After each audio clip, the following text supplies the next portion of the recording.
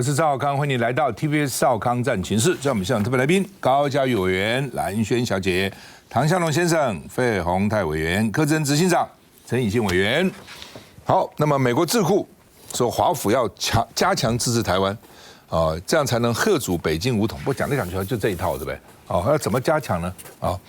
那美国的前军事首长美国这个参谋首长联席会议主席穆伦就等于是我们的参谋总长现在的密令他说美国应该支持台湾，怎么支持呢？确保中国不会侵台，就是要保护台湾到让中国知道说他打台湾，美国会有动作，所以那个大陆就不会动手。他意思是这样子这讲起来很简单了那到底要用力用到什么地步你用力不够，人家觉得你是假的；你用力过多，会不会发生什么问题那美国想要在关岛设立飞弹防御系统，要花473亿新台币了关岛居民反弹，关岛居民怎么反弹呢？他的理由是说，我们搞一个飞弹这个防御基地，那将来我们不是变成被打的对象吗？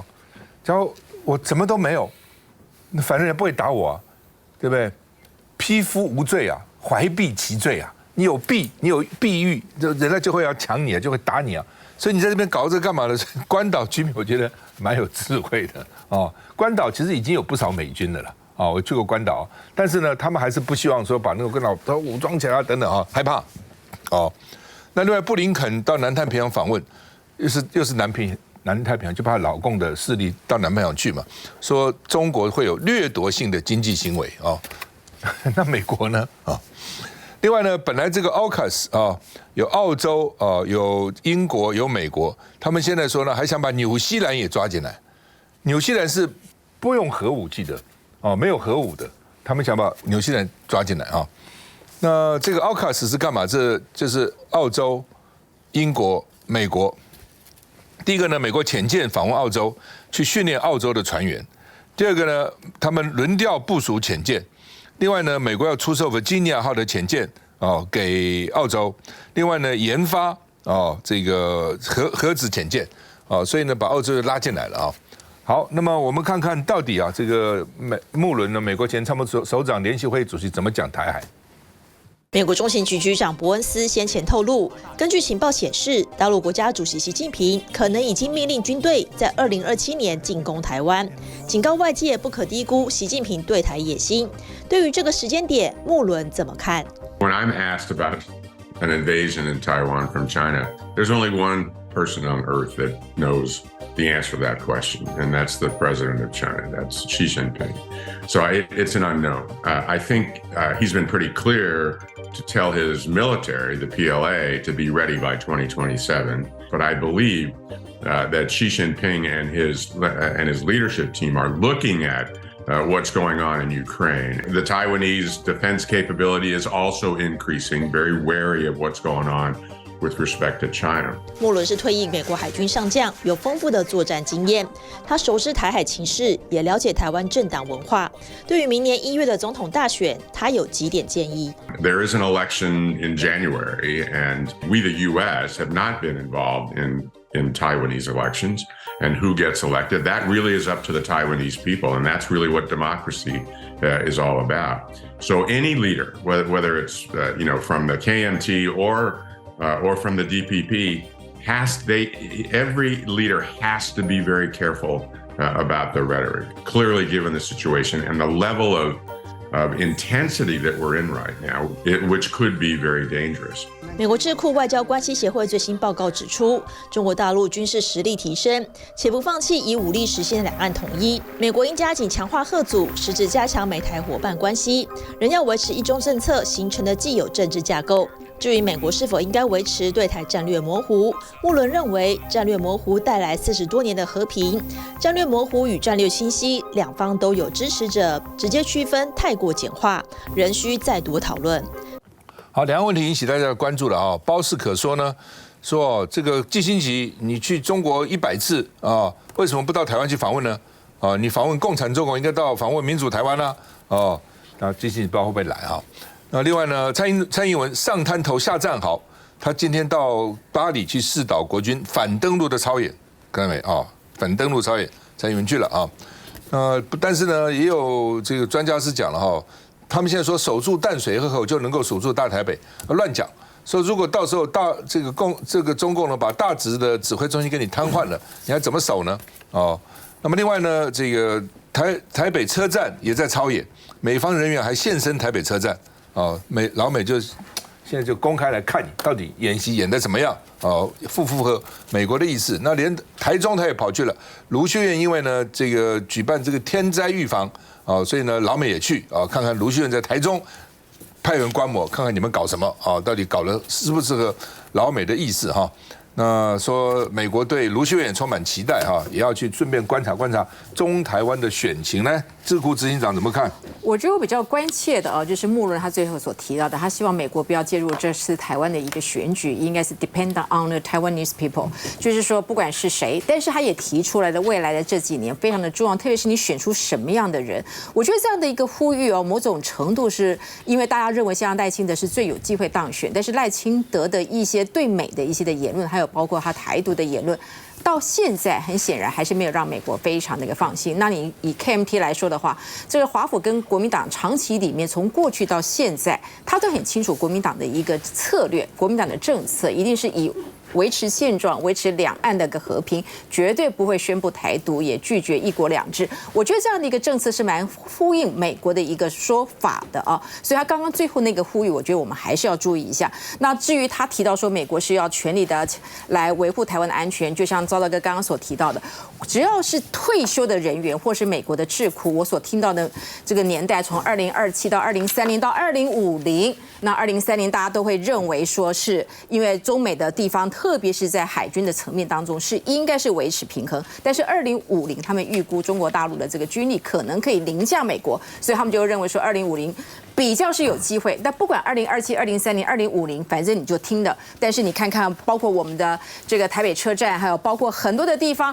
都会有美军来进来去做一个观摩。跟过去来说，它非常的一个高调。所以呢，我们只能综合结论，台湾的确是世界的所谓关注的中心。中心在于他们会认为，万一发生什么样的状况，只要台湾绝对是第一个最被会攻击的，所以才会有这么多。所以我们说兵凶战危这4个字，虽然我们目前为止没有办法体会到，只是国际都是这样来看待我们。那至于刚刚我们所提到的，就是说这个 AIT 去看这个卢市长绝对是美国，因为美国的情报搜集的非常的严密啊。就我的理解，在之前他们其实私下在这个我们提名之前，他们在过去侯市长那过去的5年半当中，他们私下跟侯市长碰面其实不下于10次。那为什么？因为他被认为是一个很有潜力的领导人。那同样的这个状况也是出现在卢市长这个层面，所以我们只能说他们都会有他们自己的步骤跟他们的一个脚步。但是呢，美国目前为止还是维持在我刚刚所提到，就是国民党所提出的一个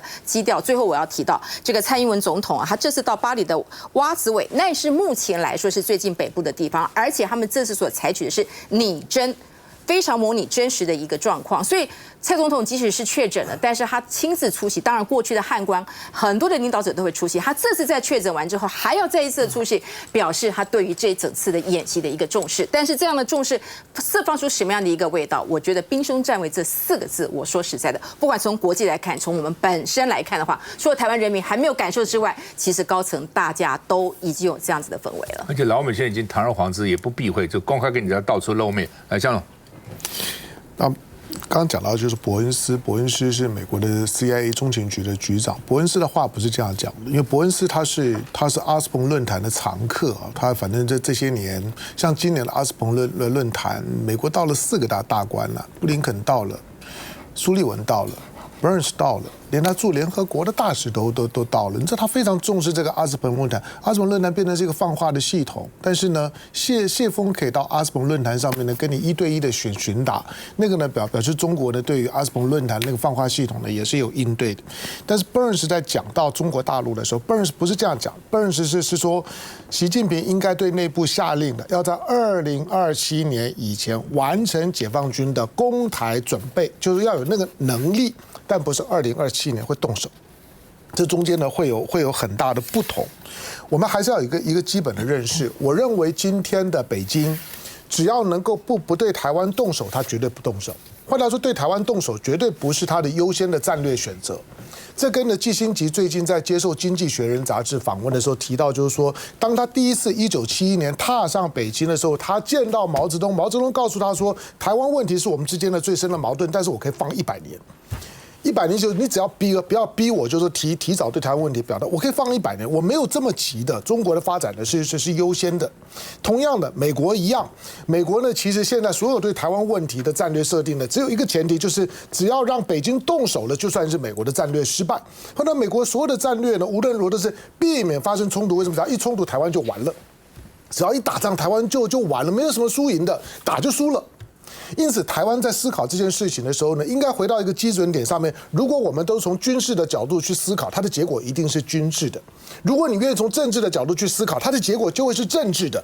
战争跟和平往往就在于你从哪个角度去思考。但是当你看到，我们都知道呢，3分军事，7分政治。可是今天呢，台湾在两岸的处理的时候呢，只剩下呢9分的军事，1分政治都快没有了。在这种情况下面，最后的结果90%都会是军事的。回到刚刚讲，只要动手就输了，只要动手台湾就完了。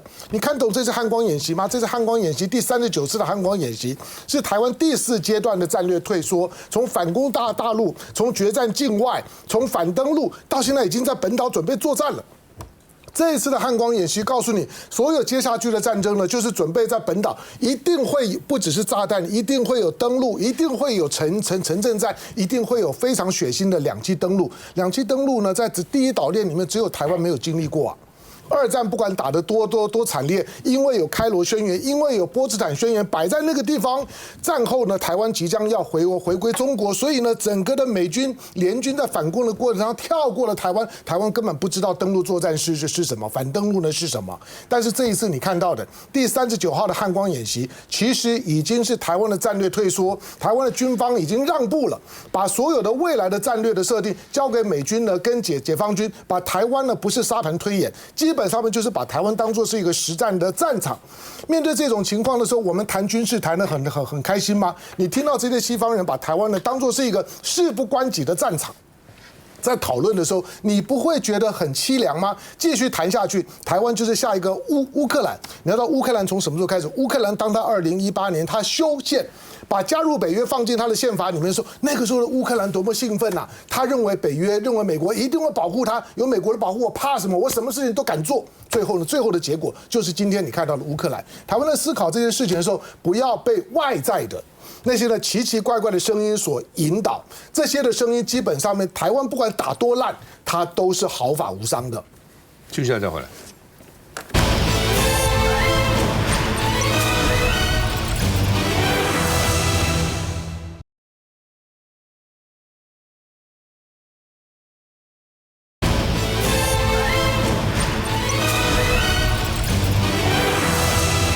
好，这个新闻今天在《中国时报》头版头条哈，说呢，这个国家打诈队雷大雨小，为什么呢？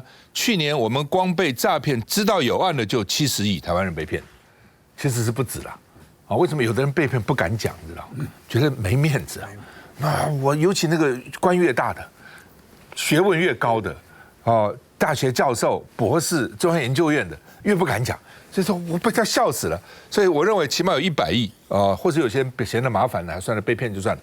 他有案的就70亿哈，结果呢，这个第一宗电信这个诈骗案呢，叫做海峡电信，什么意思呢？它是第2类电信，中华电信是第1类电信，那他们不能布线，他可以跟中华电信租，他租了以后等于当大盘再租给别人，几千个电话给这个诈骗集团去使用。所以诈骗人拿电话就乱诈骗一通，我们每天都接到嘛，对不对？每天接到，要不然响一响就不响了，要不然就是他打来我不接，我回拨回去，没有人接，哦，大概这样。那NC 只罚他30万，所以就被人家批评，怎么才罚30万？他能够赚几千万、上亿的这样去骗人，怎么只30万呢？哦，所以就被讲哦，说哎，你这个轻重哦，那而且你没有落实，就说海峡电信号码。没有落实查核了，你没有去查，因为现在都要讲说 know your customer， 知道你的顾客 know your customer， 他没有知道啊。那 NCC 就讲说我是依法行政啊，我是依法行政。那这个陈婉慧委员也说呢，那你这个是猪队友嘛？你罚那么轻有什么用呢？所以就被人家讲说没救了哦，已经没救了，这么诈骗打诈也没救了哈。所以呢，桃园地检署在办这个案子嘛，也是说 NCC 你严审在源头叫严审嘛，你也要知道你的 know your customer， 知道你的顾客到底什么样啊。那之前台湾之星被罚100万。哦，那他就为什么台湾之星罚100万？那为什么这个海峡电信只罚30万？哦，到底搞什么？哦，那还有罚250万啊，有的罚比较重。那你的标准哪里啊？是有人去关说，还是有什么关系就罚的比较轻啊？到底怎么回事？我们看一下。超商内一名西装男收下纸袋准备离开，这时穿运动衣的男子突然冲进来抓住他，另一名拿着洋芋片的客人也上前帮忙。西装男吓到不知所措，眼前这2位不是逛超商的民众，而是玻璃市达人。纸袋内装的是100万元假钞，用来引诱西装男现身，因为他是一名诈欺车手。日前，一名张姓男子投资股票遭诈300多万，诈骗集团要他加码投资，被害人察觉有意报警，警方准备100万假钞，让他约嫌犯在超商面交。当天，所长和员警假扮客人，一个在用餐区，一个买零食，眼看面交完成，立刻逮人。去年全台诈骗案近3万件，财损高达70亿。检方日前查出2类电信业者海峡电信和诈骗集团勾结，遭 NCC 裁罚30万，办公室拉下铁门暂停营业。海峡电信跟中华电信申办3万个门号，其中12000个已启用，被查出有近1000门门号涉及诈骗简讯发送。检方痛批诈骗集团获利上亿 ，NCC 却只罚海峡电信30万，处罚不痛不痒，根本是变相鼓励犯罪。海峡电信执照今年5月就到期，转为中华电信企业客户 ，NCC 接下来是否也会对中华电信开罚？没有所谓说那是只有处罚 MVMO 或者是不处罚 MMO， 市政到哪里我们就办到哪里。有请那个他们要去那个有的应该断话的断话啊，有的门号应该要不能再核发的就不能核发。检警拼命抓诈欺，却有人不断供应诈骗集团犯罪工具，助长犯罪没有获得重罚，恐怕无法达到吓阻效果。好吧，这个我们看啊，亚太电信罚250万了，台湾之星罚100万，那现在这个海峡什么鬼只罚30万，为什么不能罚重一点嘛？这个罚则是20万到100万之间，那30万很显然属于低标嘛。这个2类电信，这个海峡二类电信，它是释放出去给他们12000个那个account，其中有1000个 KYC 做的不认真。这1000个也很多在外面有这个网络诈骗等等，那很显然我是觉得哈，虽然你是初犯，可是你的比例那么高，你根本那么荒唐啊，那么敷衍了事，当然要罚重一点，也许未必要罚罚个100万，但是50-60万总应该罚，而且现在台湾诈骗的那么严重。你居然只高高举起，轻轻放下，我是觉得NCC本身当然是有问题，大家一定要骂他哈。还有我在讲那个数位部，现在网络诈骗，哇，刚才讲到香龙啊什么，很多人的名字啊都被用，最近是陈建仁被用嘛，对不对？那这个是网络诈骗是谁负责？你知道吗？数位部负责。数位部刚说要打诈哈，这个国家队啊花了14亿，这14亿跑到哪去了？那你唐凤每天到底在做些什么事情？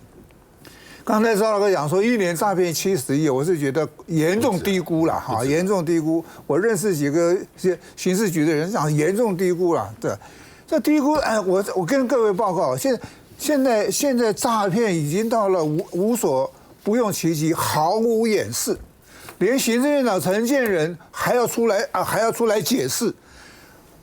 我们的好朋友陈文茜也是被描述的多惨了，最后把自己的财经的经验提供给人，讲得太感动。我跟你讲哈，打诈国家队这些人，你到底是在玩真的玩假的？这14亿到底花到哪里去？所以因此我对NCC 也好，数位部也好，我们就要大声的指责他。你尸位素餐，你该做不做？我是觉得这些人难辞其咎。嘉义被骗过吗？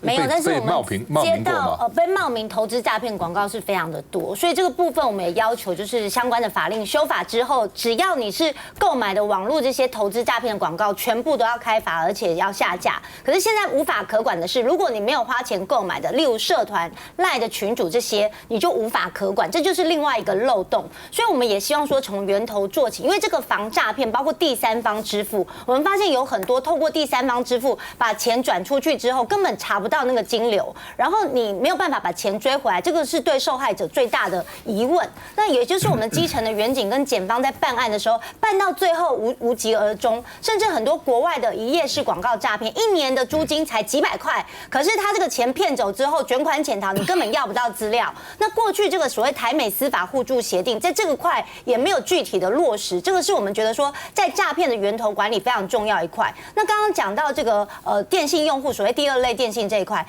过去就是因为我们诈骗的罚则过轻，而且关于第2类电信的管理也过于松散，所以有漏洞可罚。那在这个过程之中，你会发现说，中华电信把它卖给海峡通信做这个电信门号的批发，那海峡通信根本没有去查说这个空投公司他拿了1000多个门号到底做什么，没有落实刚刚所说 KYC 就知道你的客户在做什么，所以这样子的风险管理才会导致说有这么多的诈骗门号。可是最后罚了30万，当然是太轻，所以现在我们在6月之后已经修法，要求罚则加重之外，还有未来这种电信门号都必须要签切结书。那这些在买电信门号的公司跟你的这个公司的这些职员的人数也不能落差太大，去做这样子的防堵。可是之前所发生的这些事情，当然现在回头来看，会发现说政府机关如果早一点去预防，多一份警觉心，就不会有这样的问题。而且现在很多民众莫名其妙收到那种所谓这个信用卡的验证的简讯。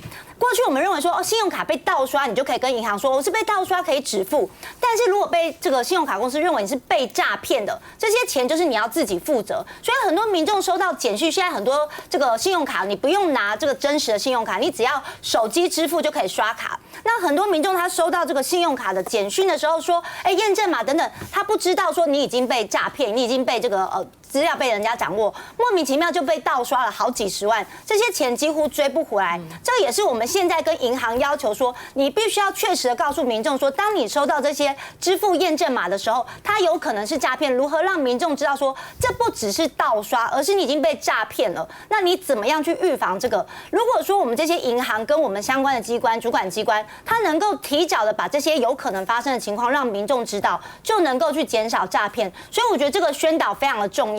包括过去有很多的长辈莫名其妙不动产就被移转了，被诈骗你也不知道。后来我们要求说，不动产的移转可以注记，就是你可以跟家属去地政机关注记，说未来如果我不动产要移转之前，事先通知家属，去避免这种不动产的移转。所以很多事情都可以从源头做起，这样就可以避免我们的基层将帅无能，累死三军。很多刑警我们了解，他们办到最后无疾而终，钱追不回来，自己也心很累。那案件数越来越多，也会排挤到我们去侦办其他案件的能量。这个其实对于员警、对于检察官来讲，都是心有余而力不足。那你觉得？